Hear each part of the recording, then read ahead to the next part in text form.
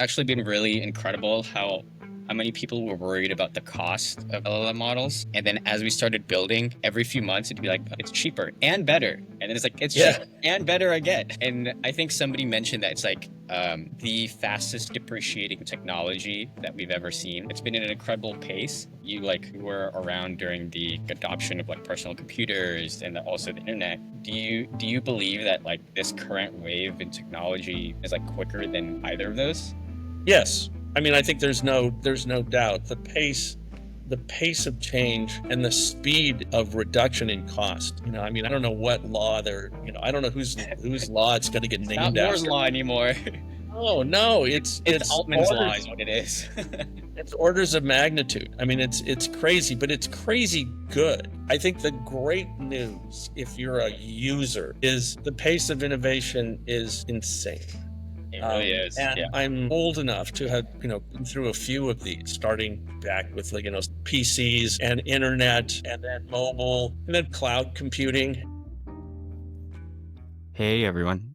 Welcome to Beyond the Prompt. I'm your host, Sunny. This is the show where we go deeper than the hype, where we go beyond just the prompts, and that's where the name of the podcast comes from. I'm talking with product, engineering, and go-to-market leaders who are building AI native products and using AI to supercharge how their teams operate. If you're looking to scale your business with AI or want to learn from those doing it at the frontier, you're in the right place. And if you're interested in coming onto the podcast or just want to chat with me on the cool things you're doing with AI, then click on the link in the description to get in touch. Now, this is the first episode of the podcast, and it was before I had set up this mic. So bear with me on the audio. It's not the best, and I promise the audio in the next episodes will be better.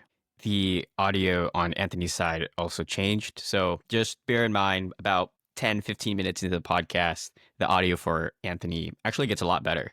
But the first 10, 15 minutes, it's not as good. But the podcast still has incredible content. So I'm looking forward for you to enjoy it for sure. Regardless, I was super, super excited about my first ever guest on the podcast. My first ever guest on the podcast is Anthony Bay, a veteran product and marketing executive with decades of experience shaping some of the world's most impactful tech platforms. After starting his career in early startups, he spent 8 years at Apple across the US and Europe, leading product marketing efforts and networking, communications, and media. He then moved to Microsoft, where he launched the original MSN.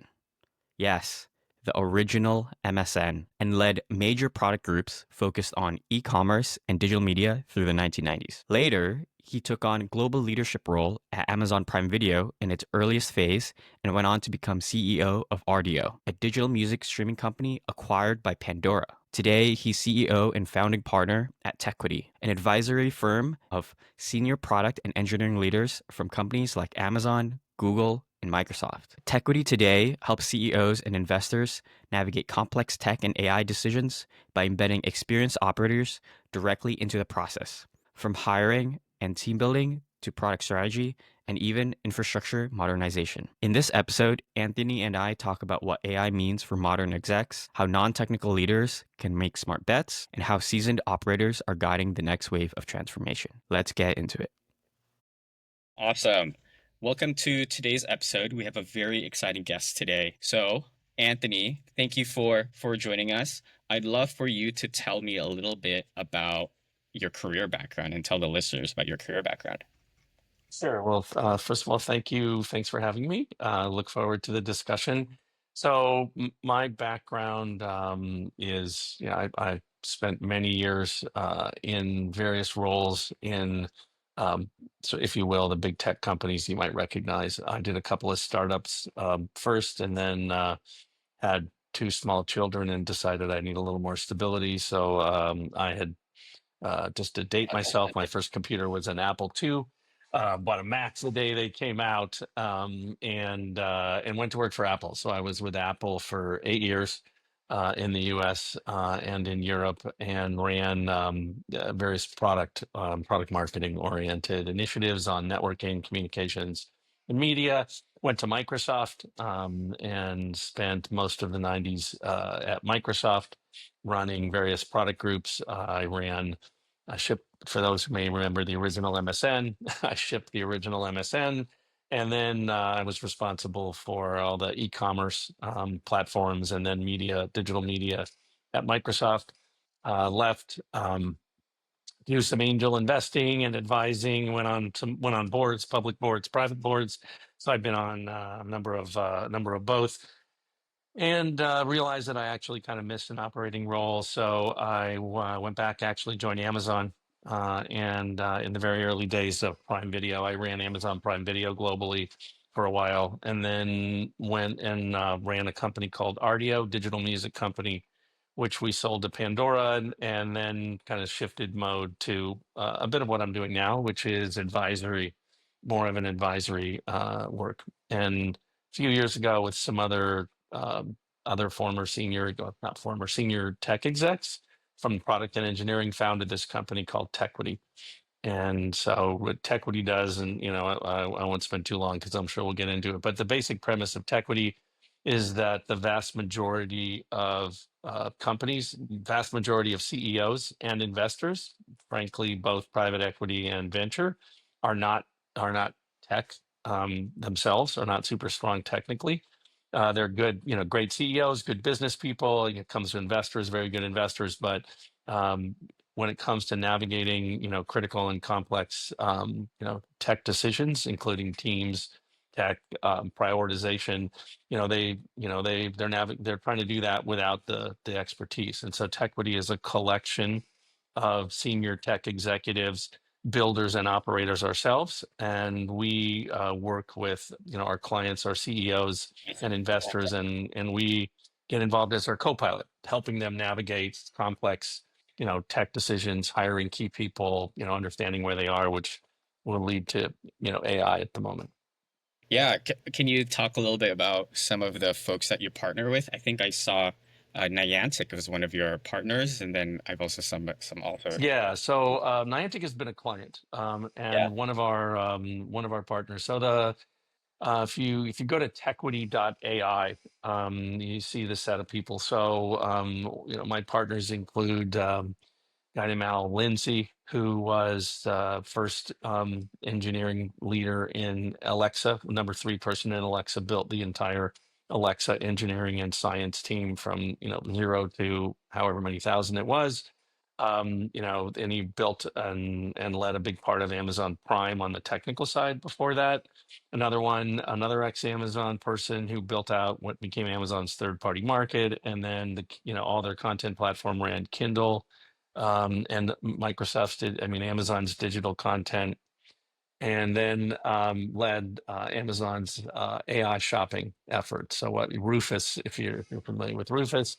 Another one was the CISO of Azure security. So we got people from a variety. And the one at Niantic, one of our partners, as a former senior Google product leader, and got involved with Niantic to lean in there and help them with what became, the more recent pivot from the gaming to more of essentially a data platform, an API-based data platform for a very different way to do mapping, based on, less on street. So Niantic is one. That's not a classic client for us. The majority of our clients are non-tech clients. But the bench of people who are Techquity partners are all people of that level. Yeah, and then you didn't mention it, but for folks who don't know, Niantic is the company that created Pokemon Go, which is worldwide sensation. And I think Google Maps, I think, put an April Fool's thing like way back before Pokemon Go, and then it became a reality, which is like an incredible story. And I think Niantic was also a spin-off off of Google, if I'm Niantic correct. was the founders, the founder and CEO. They started a company called Keyhole in the early 2000s, which Google bought and became Google Maps. And the person who, and then that, became Google Earth. And then they merged Google Earth inside of Google with Maps, and then, that whole geographic thing. And then they spun out Niantic in, I think, like 2015. Yeah, yeah, And so super strong technical organization, as you said, most of the mapping that goes on, are things that are basically based on cars driving around for the most part, or, or geospatial and satellites. Their innovation was everybody walking around with, their phone, which led, Pokemon Go. So the yeah. derivative of what allowed Pokemon Go was a tremendous amount of mapping data. And then so, they've now changed the company around. I think it's they renamed Niantic Spatial and sold off the gaming business. Yeah. Yeah, that's right, because they're moving more to like the data and API platform. Yep. They have a remarkable, in a world of AI, data becomes, the data underlying the models is ultimately where, a lot of the interesting differentiation and value creation comes from. So they have a great data set. Yeah, that's awesome. That's awesome. So then what does your kind of like day-to-day at Techquity look like now that you're over helping a bunch of different clients?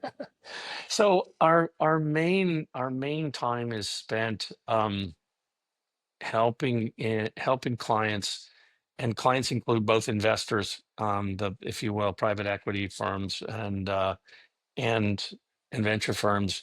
And so the life cycle starts really with some form of an assessment.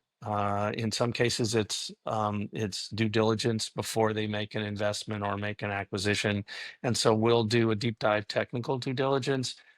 I've been surprised really at the depth of technical diligence compared to financial and all the other parts of diligence. Because obviously investors, have to get a bunch of very critical information in order to make decisions. A lot of times the diligence isn't as strong. I think, an example in the last couple of weeks was the JP Morgan acquired that company. I'm trying to remember the name, but the CEO was just convicted of fraud. JP Morgan spent $175 million to buy a company that was helping, essentially student loan borrowers, and claimed they had 4 million customers when in fact they had a fraction of that, and it didn't get discovered in diligence. So there's a lot of times that happens, and in the case of a company itself, the company realizes, they're not, things aren't being shipped on time. They're not sure if they have the right leaders. They're wondering, are they making the right tech decisions? Or in many cases, the company scales to the point where the people who were great at one stage may not be great at another. And so a lot of what we do is in a sense sort of like a health journey, except tech. To come in and say, okay, where are the issues? Where are the challenges? In before you buy, it's one, but after, is that, and then working with the CEO on whatever the issues are. So in some cases, it's helping them hire a strong leadership team, helping them build that team. In other, it's helping them make architectural decisions, helping figure out spend. It's a big issue right now. Is how much money is being spent, and on vendors as well. AI, the spike in cost is huge. And then more recently, helping companies make informed decisions about AI. I have a Substack called Techquity Takes, and we've written a few pieces really, around this. And our main focus again is on, I would say, not companies building AI tech per se, but on companies trying to understand, which is really the vast majority of us all, what do I do? Yeah. And how do I think properly? And so one of our first pieces was really around the idea of, how do you get started? And this idea of how do you use AI to enhance what you do? And then ultimately figure out where you can do products or services that are AI first. So Yeah. one of the discussions was really that. And then another one on really starting to understand building your own, digging your data wells, figuring out, the data.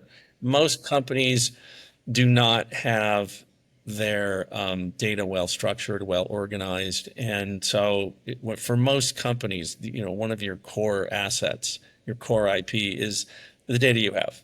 The data you have that, over many years that's developed in some cases, around the projects and the customers and the business and the deliverables. And so figuring out how to organize that, there's certainly using the classic models and the tools that are out there, which are helpful in a lot of ways. So they're going to augment, and there's so many ways you could do that. But when it comes to companies, building their own products and services, it really, for the most part, needs to start with what are your core assets. So we help people start to think about that.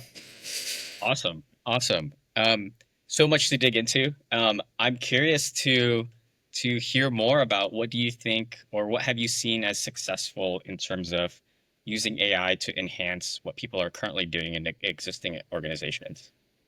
Yeah, Are there look, specific tools as well that like you've seen have been successfully adopted? well, I think for most, if you sit on X or LinkedIn, there's a bunch Yeah, of people posting, totally. here's all the really cool things, and here's a lot of things you can do, and those are all true. I think the interesting question becomes kind of on a more substantive sense for most companies. All right, that's interesting. How do I apply those things? Totally, totally. And and the main thing, and I don't think it's a surprise, is you got to get on the learning curve. You have to start using these tools and start learning. Whether it's programming. There's all sorts of Yeah, streams about whether people using Cursor or Copilot, or there's dozens. And the I think the great news, if you're a user, if you're a customer of these things,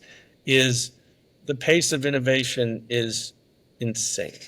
it really is. Yeah, And I'm old enough to have been through a few of these, and where these revolutions, if you will, drive sea change. Starting back with sort of PCs and internet, and then mobile, and then probably cloud computing. If you look at these, and AI is a version of that. Others haven't had that kind of impact, but this is one of those ones where um, the fundamental sea changes are ones that I think are less obvious in the beginning. It's like what turned out to matter in the internet was less pets.com, yeah, and more companies, figuring out how do they reorient their business around using those technologies.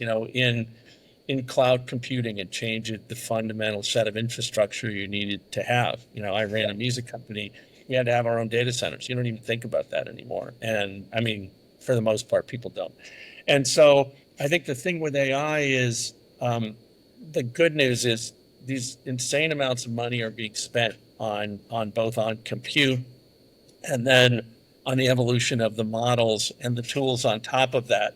And so experimenting with those, I would say kind of two things. Number one is experimenting with the tools that are there and looking at your own business. Um, and and I would put them in kind of two buckets when you talk about kind of enhanced. It's there's enhanced around actually people creating use cases and applications. The fact that you don't need to be a programmer anymore, really, to be able to get impact. I mean, that's life changing. David Sachs was, said the other day, and again, whatever people's opinions about David Sachs politically, what he said was, in his entire career, the limiting factor on innovation was the number of good developers. That innovation Yeah, is going away. And in the same way, the ability to build, big applications, capex, was a limitation. It's not there. So you needing to think differently in our world. A lot of the applications around, if you will, enhancing are um, using tools like deep research, from whichever platform. yeah, It's it's it's it's remarkable. I mean, the value of these tools, and again, you have to be careful that you use them as assistants, and not to just produce the output of work because they're not good enough yet.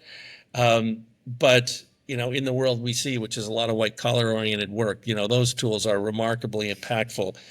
And Brad Smith, I guess the president of Microsoft, said the other day, he said, when people are worried about, losing their job to AI, it's more losing your job to a human using AI. So totally. the imperative is to start learning how to use these, and that's been true in every generation of tech. And then you see people reinventing deeper use cases and deeper applications. And I think those are emerging.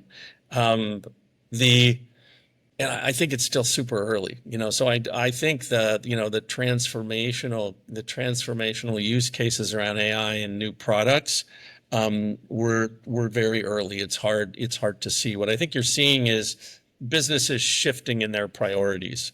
You use Niantic, who is saying, look, our core asset turns out to be the data, and there's these applications that you build. And so that, I think, will be one of the biggest shifts. And you see, most companies aren't prepared for that. So a lot of the people we talk with you have to think about data governance, and data structure. What do you actually have the rights to?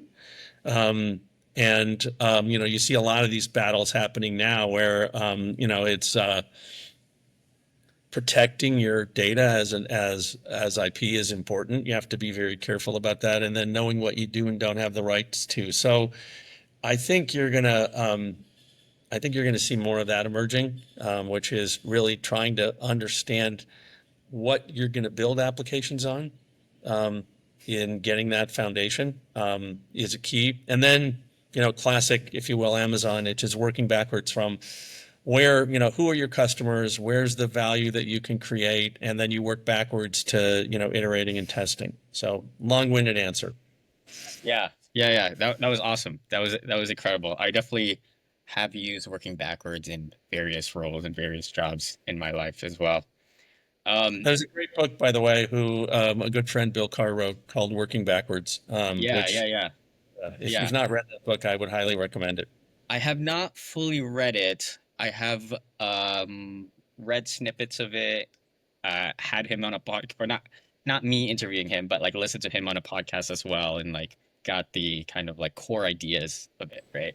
And I think that's been super helpful for sure, for It's a sure. great model. One of the things that Amazon has been really, really good at, and I appreciated, a lot, is Amazon has built a way of doing things, and an approach that's incredibly systematized, so the breadth of things that Amazon does is remarkable. And so, the approach they use, every company has to use it themselves, but it is highly relevant and applicable. And the thing I would just say before we go off that is the mistake I think we see a lot is, companies don't spend enough time on what and jump immediately to how. And the process of deciding what to do, where are there things that you can move the needle and create real value, versus jumping into, hey, we need to have an AI project. I gotta be doing something. But what you do, deserves a lot of time. Yeah, totally. I definitely can resonate with, sometimes you're like, I just need to feed the engineer some tickets, some work, and you're like, just go do this, and then you get too lost into doing that thing, and then you end up like spending so much time, then you have to maintain it, as opposed to like, taking some time to like, hey, actually, engineers, maybe go tackle some tech debt while we go spend a little bit more time talking to customers and try to identify the right thing to go build. Yep. Take that upfront time to think about and talk to the customers, instead of committing to start doing something and then you realize it was the wrong thing like 2 years later, right? Yes, and you're just creating more debt for yourself. Yeah, 100%. Um, so I'm super curious, you mentioned about like just trying out all these different tools. How have you seen like companies assess what tools to allow them to use? So for example, some companies are like, you you are only allowed to use AI tools if the IT team or legal team reviews and approves it, right? And so like some companies are like, oh, I can't even use Cursor as an engineer, even though I want to use Cursor because I've used it in my personal projects. Like, do you have any recommendations around how companies should think about assessing and evaluating and rolling out those tools that, sometimes like the individual people are like, I need this tool. This tool is incredible, but then they need to get past the IT and legal Yep. approvals and things like that. So look, that is a theme that has existed, way back, when, I'm dating myself, but, people bought personal computers, they bought an IBM PC, or they bought an Apple, or they bought a Mac when it wasn't, allowed, because it made their life better.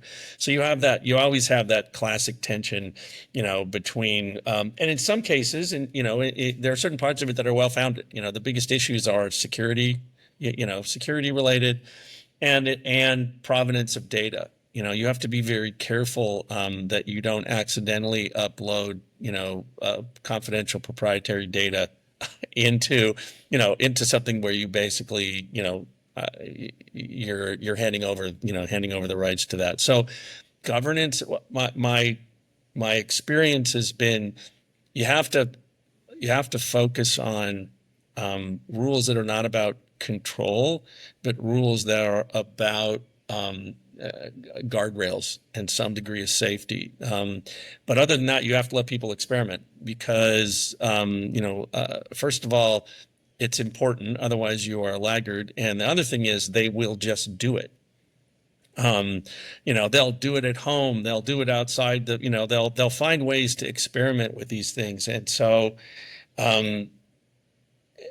and I think security is one that is more understood, although it's not necessarily well implemented. I mean, we're moving to a zero trust world, which I think is probably the appropriate, model for thinking about these. But the biggest gap is in this whole issue of data governance, and that that field is growing very quickly for exactly this reason. I mean, you've got you could accidentally use a model for research. This is less on coding. The coding one has a different set of risks, but in both of these cases, you have to be very careful about, I'll call it, leakage of confidential information and important stuff. So those are the two places to focus. And I think done properly, you'll get people to cooperate. But if it's too strict, people will just bypass. I mean, that's how many people were told you can't have an iPhone. Yeah. I mean, and how well did that work? Yeah. Yeah. You also touched on the topic of like having really high quality data, right?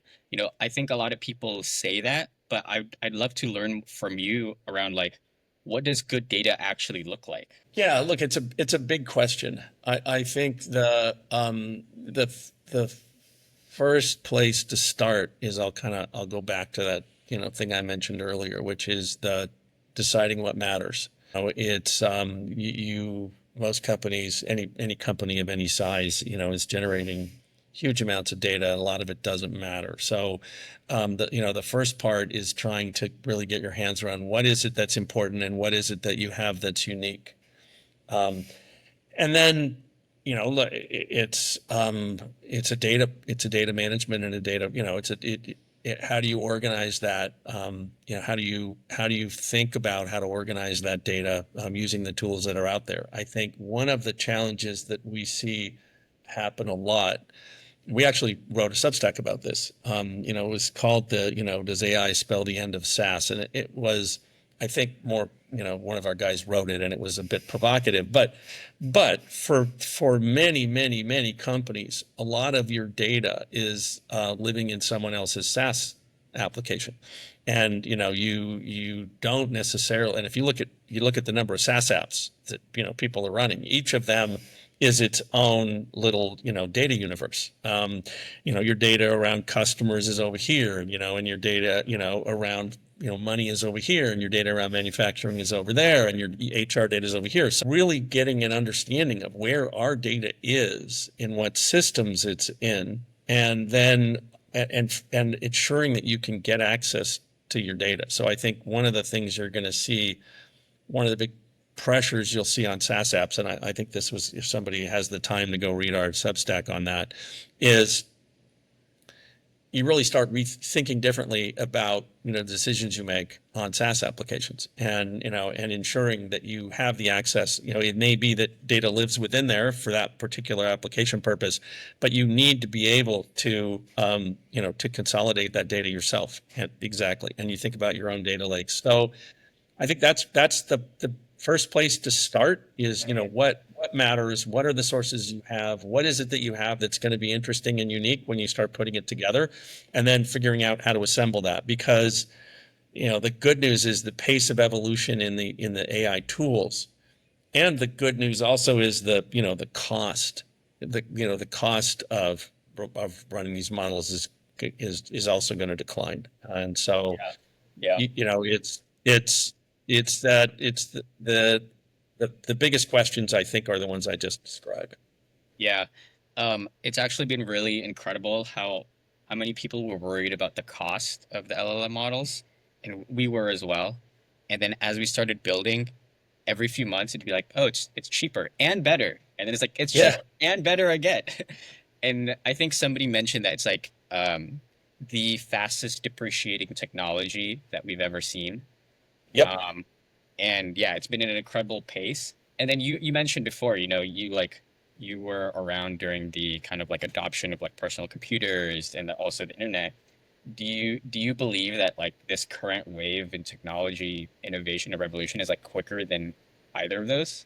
Yes. I mean, I think there's no doubt the pace of change and the speed of reduction in cost. I mean, I don't know what law I don't know whose law it's going to get It's not named Moore's after. law anymore.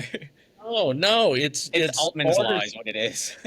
it's orders of magnitude. I mean, it's crazy, but it's crazy good from the point of view of and it's far faster than anything happened in cloud computing where costs come down, but nothing like this. So, you know, from a from a price and capability point of view, it's great. And the good news is, I think, given that, you can assume that at some point cost is not the primary thing to design around. You got to be smart, but the fact that a small number of companies are spending hundreds and hundreds of billions of dollars essentially for our benefit, is a great thing. Whatever their return will be, is unknown.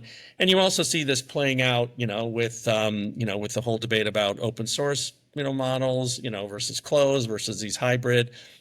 The net of the net, the biggest impact I think of open source in these models is it's accelerating, this cost, this cost curve.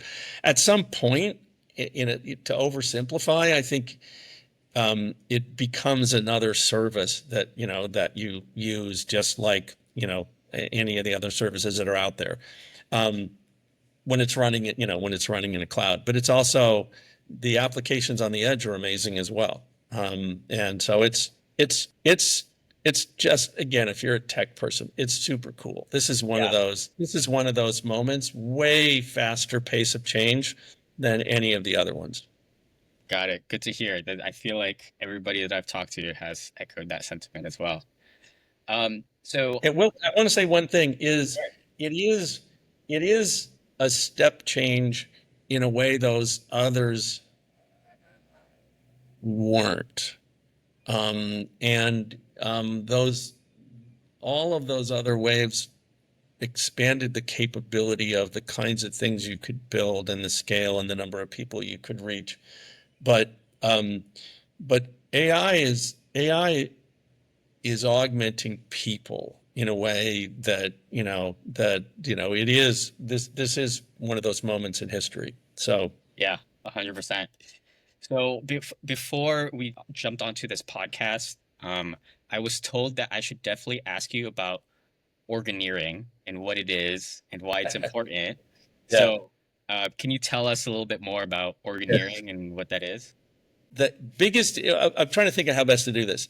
The biggest issue for most companies that we come across is less about which tech to use and more about how to organize yourself and how to create a culture that knows how to build things. Because for most companies, they're not used to building software capabilities. They are users, and of course, there are lots of tech companies that build tech, but for the most part, most companies are users of tech in their own business. They apply the tech in whatever they are. And so what's happening in AI is, it's happening in a variety of areas, accelerated by AI, is you need to learn how it is that tech companies build, design and build software products. What's the role of product? How do you think about engineering? How do you think about, those two work together? What are the processes you put in place? What are the tools? What are the metrics? And so what we found is, and if you don't have this, nothing else really matters. I mean, it's people get very focused on which AI tool I'm going to use and all these things, but um, it's how you build. Elon Musk said something. He said a lot of things, but this one thing, there's nothing related to that. But he said Tesla's real product is its manufacturing, and that how we manufacture is this, the magic. And that, yes, they make cars and they're making batteries and they're going to make robots, but the how is where, the innovation. And so when it comes to building software or building, products that are AI based and data that are intended to be, a product in a sense that other people use, those same kind of things apply. I mentioned a little bit about, how Amazon, has built its organization. Every successful tech company, big or small, has its own version of this. They're not all the same, but the themes are the same. And so Organeering is about helping non-tech companies primarily understand how do you get the right tech culture and tech leaders and processes to be able to build stuff. So that's what it means. Gotcha. Awesome. Yeah. So getting the right people in place, but also the right processes and like how to think about building products as well.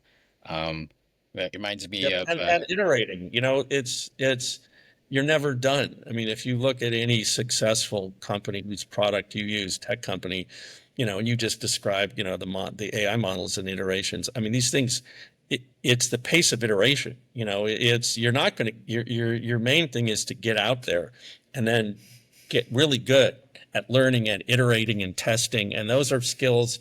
Those are just skills that need to be developed for most companies. yeah, absolutely. So then what's on the roadmap or for the vision for Techquity in 2025? And if you could wave a magic wand and unblock like one major roadblock or challenge to get to that vision for 2025 for Techquity, what would it be? Well, look, first of all, thanks for the question. We are not a product company. Okay. So our real star and our mission is helping companies in the ways that we've been talking about here. And so found a couple of things that what we found is that what we do and who we are is relatively unique. The idea that you could have, a person that helped you, build Alexa or, Google Maps or one of a dozen other things that you could have that person kind of help you and be a guide and a mentor, in a sense, a co-pilot, is pretty rare. You couldn't hire these people and, you can't go take a course to learn about this. So and again, the metaphor is not the same, but if you could have, Troy Aikman or Tom Brady or somebody like that, around as a coach, that would be very valuable. And so, our mission is to provide a platform for that kind of person to be able to engage with clients and help. So, we're a collective of people who got to that place in our careers where we want to work on different projects and help people and help companies, who are trying to do important things. So the biggest thing for us is awareness, is, having companies, know that we're out there when they're struggling with these decisions, whether it's diligence or how do I scale, how do I build this culture, do I have the right leaders, that there's somebody who can help. So our biggest breakthrough, I would say, is probably, that awareness Yeah. and getting out there and helping. So. Yeah, just getting your name out there, getting your awareness out there so that you can help more companies, right? It sounds like an exciting future though, where you can come in and help a lot of multiple companies, whether it's primarily technology or non-technology. But it sounds like you love focusing on like non-technology companies as well at Techquity. Yeah, that's where in a lot of cases you can have the biggest impact. Yeah, And again, I would say a non-technology company today, really every company needs to be a tech company in some degree. It's yeah, kind of where your core product isn't tech, where you're using tech, to deliver value in one form or another, but your people aren't buying you. They're not buying you as, they're not buying you as a software tool. yeah. You're using there, and we sort of say every company that wants to be a great company needs to understand how also to be a great tech company. Yeah, And absolutely. so it's true. Absolutely. All right. I have last few questions. One Okay. is, what are you most proud of and why? And it can be professional or it can be personal. I'm most proud of my family and my kids. That's awesome. That's awesome. It's I like I I I made a decision, which thankfully, with a lot of help from my wife, about what to prioritize. And it's very easy, to over-index on your career, Mhm. and under-index on your family. Totally. And I had some of those moments, but someone told me once, no kid, if you ask someone when they grow up, do you wish your dad worked more? Mm. No Yeah. kid would say, yeah, I wish my dad worked more. Yeah. And so, family, figuring out, it's not work-life balance, but it's how you stay alive and energized and feeling like you're making a difference. But I think your family to some degree is your most important legacy. Yeah. I think I heard somewhere that the uh the folks that get most impacted of your absence is your kids. And then the other thing that I learned like a few years ago was there's the longest running study in human happiness and health. The number one determining factor is the number of high quality relationships, whether it's like friends or Yep. family. Yep. And I think that's, absolutely true. And it's easy to forget that. Yeah, absolutely. All right. Lastly, where can people find you online where they can learn about you and Techquity? And then how can listeners be useful to you? Sure. Well, that's a great question. Thanks. So, the simplest thing is on LinkedIn, Anthony Bay. I don't think there's a lot of Anthony Bays, but, Anthony Bay Techquity, Yeah. it would probably be the easiest way. And then our company is called Techquity, Techquity. And the URL is .ai. So if you want to learn more about Techquity, what we do, who we are, there's 18 or 19 of us now. It's a collective of pretty interesting people who work together. So those would be the best ways to find me and us. Awesome. Awesome. Well, thanks for coming on, Anthony. Thank you so much. Thank you so much. Thank you for tuning into the very first episode of Beyond the Prompt.